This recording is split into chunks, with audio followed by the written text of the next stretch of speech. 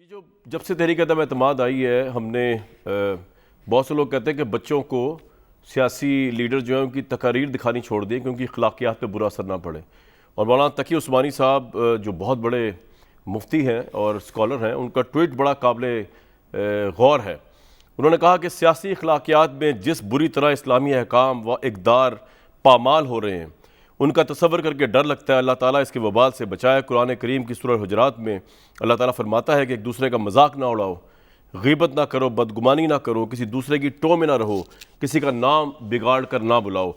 इख्तलाफ चाहे सियासी हो या नज़रियाती, इसे दुश्मनी बनाकर मरने मारने और गालियाँ देने का तरीका माशरे के लिए मोहलक है। तनकीद दलाइल से होती है, भोंडी ज़बान से नहीं। कुरान में हज़रत मूसा व हारून अलैहिस्सलाम को फ़िरौन के मामले में भी नरम बात करने की तलकीन फरमाई गई। खुदारा सोचे कि हम कहाँ जा रहे हैं।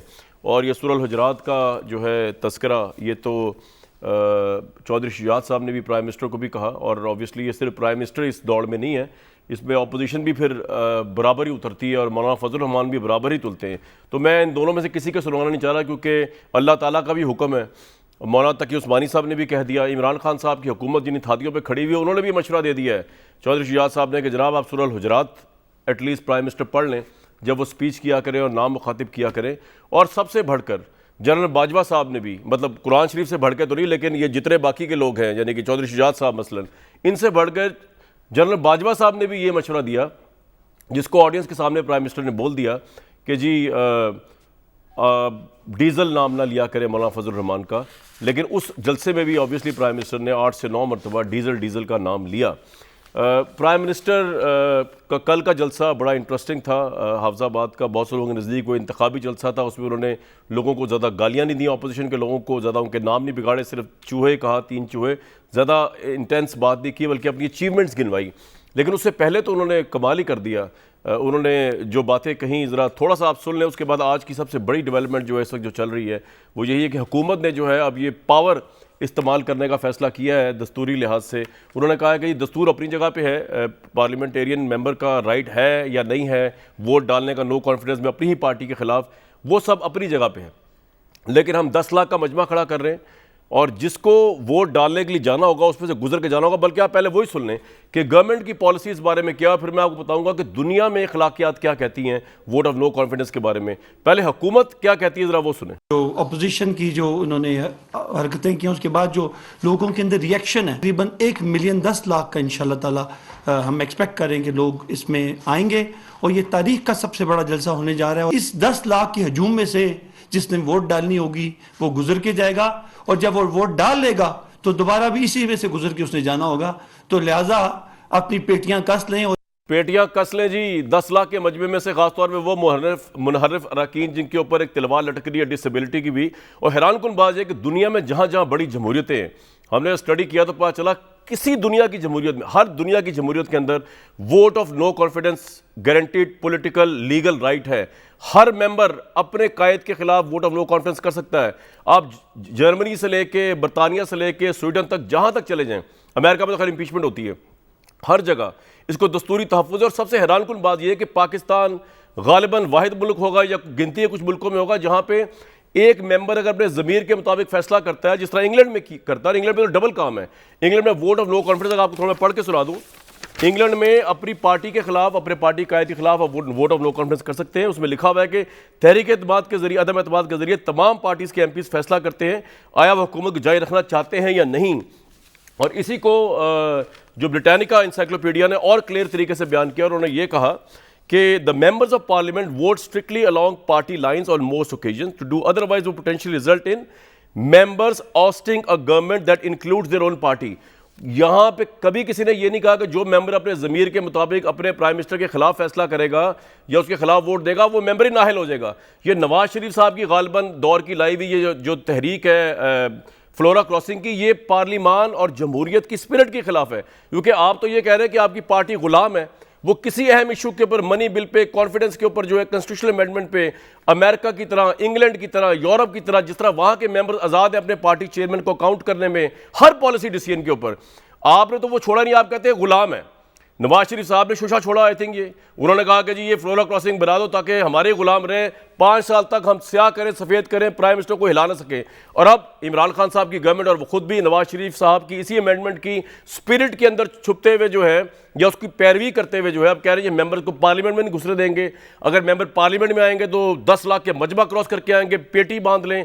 थ्रेट करना दुनिया की किसी महजब जमहूरियत में नहीं होता, ये पाकिस्तान में हो रहा है। ये जो इन्होंने सज़ा लगाई है, ये भी मेरी ज़ाती राय है कि ये जितने पहले पॉलिटिशियंस थे इन्होंने अपनी पार्टी पे गुलामाना सोच रखने के लिए, कंट्रोल रखने के लिए सब कुछ किया, और इसकी नज़ीर दुनिया में कहीं मिलती नहीं है। इंग्लैंड में तो यहाँ तक होता है कि वोट ऑफ नो कॉन्फिडेंस सिर्फ प्राइम मिनिस्टर के अगेंस्ट नहीं होता, कंजर्वेटिव पार्टी जो है उसके अंदर तो पार्टी चेयरमैन जो प्राइम मिनिस्टर भी होती है या होता है उसके खिलाफ भी vote of no confidence party कर लेती है, और कोई मेंबर नाअहल नहीं होता इस बारे में कि आपने अपनी पार्टी की लीडरशिप के खिलाफ वोट दिया है। जरा हल्का जलवा देख ले थेरेसा मे के ऊपर, जो उनकी अपनी पार्टी ने नो कॉन्फिडेंस की मूव डाली और उनकी अपनी पार्टी के लोगों ने उनके खिलाफ किया, हालांकि वो नाकाम हुई, लेकिन किसी पार्टी के मेंबर को नाअहल नहीं किया गया इस बुनियाद जो पाकिस्तान में दस्तूर बना हुआ है। दिखा दें 117 मेंबर्स, यहां तो बात चल रही है ना पीटीआई के 30-35 बंदे आगे पीछे हुए, 117 मेंबर्स ने थेरेसा मे के खिलाफ वोटिंग में हिस्सा लिया, खुफिया वोटिंग में हिस्सा लिया, और वो 117 नाअहल नहीं हुए। तो ये स्पिरिट ही गलत है, ये तो गुलामाना सोच है, दुनिया में कहीं इसको एक्सेप्ट नहीं किया जाता। और पाकिस्तान की जो पीटीआई की गवर्नमेंट तो एक स्टेप आगे जाके 10 लाख का मजमा खड़ा कर रही है कि वो कहते हैं जी हम देख लें, आपको पेटियां कस लें, कोई वोट दे तो सही जरा प्राइम मिनिस्टर साहब के खिलाफ, चाहे प्राइम मिनिस्टर एतमाद खो चुके या खो नहीं चुके, लेकिन गवर्नमेंट कह रही है कि हम ये होने नहीं देंगे, एतमाद हमारे पास है। अली भाई, ये जो मैंने आपको सारा पढ़ के सुनाया, दुनिया की किसी महजब जमहूरियत में ये होता नहीं है। ये नवाज शरीफ साहब ने उस दौर में लेके आए थे फ्लोरा क्रॉसिंग वगैरह के हाथों ताकि ब्लैकमेल ना हो अपने पार्लियामेंटेरियंस के आगे, हालांकि कानून तो है वो तो सही है, आप नाअहल हो नहीं सकते।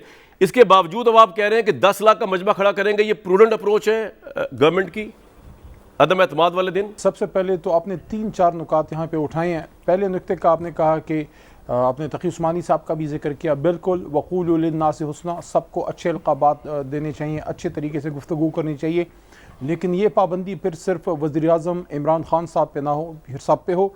और फिर जो जमातों के तर्जमान बनाए गए हैं वो जो ज़बान यूज़ करते हैं, जो कुछ लोग जो है अखलाकियात से गिरी हुई बातें अपोजिशन की 100% सही कह रहे हैं मौलाना साहब जिस तरह इमरान खान साहब के बारे में, तो सबको फिर एहतियात करनी चाहिए, किसी को यहूदी एजेंट भी नहीं कहना चाहिए। अगर आप अच्छे मुसलमान हैं इसका मतलब ये नहीं है कि बाकी सारी दुनिया किसी की एजेंट है, हम सब मुहब्ब वतन पाकिस्तानी हैं, बाकी सियासी इख्तिलाफ हर किसी का हक है, नंबर 1। नंबर 2, आपने यूके की मिसाल दी, मैं खुद वहाँ जो है उनका जो लीगल जूरिस्प्रूडेंस है पढ़ा हुआ हूँ। देखें वहाँ और यहाँ में बड़ा फ़र्क है, वहाँ खुफिया रायशुमारी भी है लेकिन वहाँ ज़मीरों के सौदे नहीं होते। जिस तरह पिछले साल इन्हीं दिनों में सेनेट के इलेक्शन में मोहतरम गिलानी साहब का जब था, अपोजिशन लीडर हैं इस वक्त सेनेट ऑफ पाकिस्तान में, उनके अपने ही ख़ानदान के लोग जिस तरह वोट ख़रीदते हुए वीडियोस बनाते हुए दिखाए गए, क्या आपने कभी यूके में या अमेरिका में या किसी भी इवन हिंदुस्तान में ऐसा कुछ देखा है? तो उनसे अपना तकाबली ज़्यादा करते हुए हमें ये चीज़ देखनी होगी। लेकिन ये आर्टिकल 63 हमने नहीं, मियाँ साहब और पीपल्स पार्टी ने खुद डाला था। मैं इन्हीं को क्रिटिसाइज कर रहा हूँ, आपको नहीं कर रहा इस वक्त। आर्टिकल 63 नहीं होना चाहिए। नहीं, मैं उसको हम खत्म, लेकिन अली भाई मेरा एक सवाल है, अली भाई मेरा एक ज़िम्मन सवाल है, खत्म नहीं होता तब तक यही लॉ है। अली भाई मेरा एक सवाल है, नहीं सर उसमें जरा अभी ना जाए, अभी इस पे आ जाए जरा। मैं कह रहा था कि चौथा नुक्ता आपको टाइम पूरा मिलेगा। आपने बड़ी अच्छी बात की ज़मीरों के सौदे, अब देखें ना आप भी तो है ना, आपका ज़मीर तो नहीं बिका। अब मसला यह है कि जो अगर आपकी पार्टी में आपको नजर आ गया है कि आपकी पार्टी इतनी फारिग है, सारी पार्टी नहीं, सिग्निफिकेंट अमाउंट और नंबर जो आपकी मेजोरिटी खत्म कर दे प्राइम मिनिस्टर की तहरीक अदम एतमाद की सूरत में, जिनके ज़मीर बिक गए, तो आप शरई लिहाज से, इखलाकी लिहाज से, कानूनी लिहाज से, सियासी लिहाज से किस तरह ऐसी पार्टी के मेंबर्स की बुनियाद के ऊपर कॉन्फिडेंस क्लेम भी कर सकते हैं कि मेरे पास है? इसका जवाब दे दें फिर, अगर वो बिके हुए आपकी पार्टी के लोग। अच्छा कामरान साहब, देखें जज्बात में और एवरीडे लाइफ में हम कुछ बुनियादी नकात भूल जाते हैं। हज़रत अली अल-मुर्तज़ा रज़ियल्लाहु तआला अन्हु ने, शेर खुदा ने फरमाया था कि अपने नफ्स को, अपने ज़मीर को कभी नहीं बेचना, बेचना पड़े तो जन्नत से कम की कीमत में जो है वो ना बेचना। ज़बरदस्त। तो अगर अपोजिशन के पास जन्नत है, अगर पोजीशन के पास जन्नत है तो दे दें, मैं बेच दूंगा अपने आप को, अदरवाइज उससे कम पे तो कोई सवाल ही पैदा नहीं। मैं आपको तो अप्रिशिएट करो, मैं तो बिकने वालों की बात कर रहा हूं। अली भाई आप अपने पे कहां ले गए यार, मैं तो उनकी बात कर रहा हूं जो बिक गए हैं, उनका तो सवाल ही नहीं है। लेकिन आपको ये किसने कह दिया कि हमारे लोग बिक गए हैं? ये आप खुद ही कह रहे हैं कि ज़मीरों के सौदे होते हैं। सुने ना, सुने देखें, किसी को कोई खबर चलानी हो ना, मैंने कारा साहब के खिलाफ चलानी हो या मैंने डॉक्टर मुसद्दिक साहब के खिलाफ कुछ चलाना हो, तो मीडिया में हम सबकी दोस्तियां हैं, सबके ताल्लुकात हैं, कहते हैं यार ये जराए से चला दो, जराए से चीज चल जाती है जनाब, वो राई का पहाड़ बन जाता है। ये अलबत्ता है कि इन्होंने तिजोरियों की मुंह खोले हुए हैं और जमीरों के सौदे के लिए दिन रात इन्होंने एक किए हुए हैं, रात को नींद भी यार मुझे एक सवाल का जवाब दे दें। देखिए अब देखिए मेरी बात सुनिए, मुझे एक सवाल का जवाब दे दें। अली भाई आप माने आज प्राइम मिनिस्टर पार्लियामेंट लॉजिस चले गए, चल के सर मेरी बात सुने, आज पार्लियामेंट लॉजिस प्राइम मिनिस्टर चल के चले गए। यार अगर आप इतने कॉन्फिडेंट हैं कि आपके लोग नहीं बिके हुए, कुछ सारे की पार्टी की बात नहीं कर रहा, सिग्निफिकेंट अमाउंट ऑफ नंबर नहीं बिकी हुई, उन्होंने नहीं खरीदा हुआ, या ये जिनको ये कहते हैं जमीन, तो फिर आप वोट ऑफ नो कॉन्फिडेंस में परेशान क्यों है सर?